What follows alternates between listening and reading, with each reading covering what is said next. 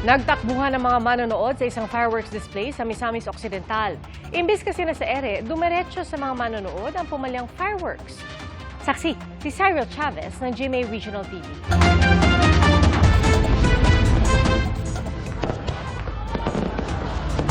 Nagliwanag ang kalangitan sa makukulay na fireworks sa Oroqueta City sa Misamis Occidental. Pero maya-maya,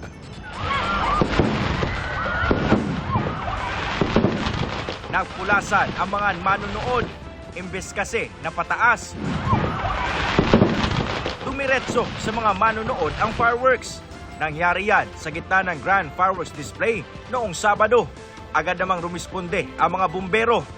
Sabi ng LGU, posibleng natumba ang fireworks dahil sa malakas na hangin.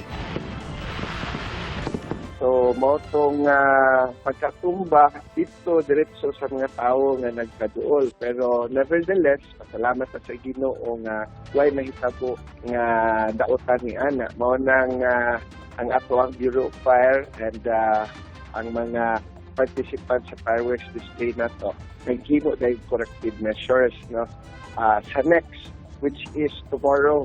Ayon sa Oroqueta Fire Station, hihigpitan nila ang inspeksyon sa safety measures para hindi na maulit ang insidente. Pero paglilinaw nila, bago pa man ang kompetisyon, ay nag-inspeksyon na sila ng setup ng mga kalahok at pumasa naman ang mga ito. Sisiguruhin din daw ng LGU na masusunod ang mga pulisiya. Di kahinanglan ang mga tao layo yun sa atong mga fireworks. No? Para sa GMA Integrated News, ako si Cyril Chavez ng GMA Regional TV, ang inyong saksi.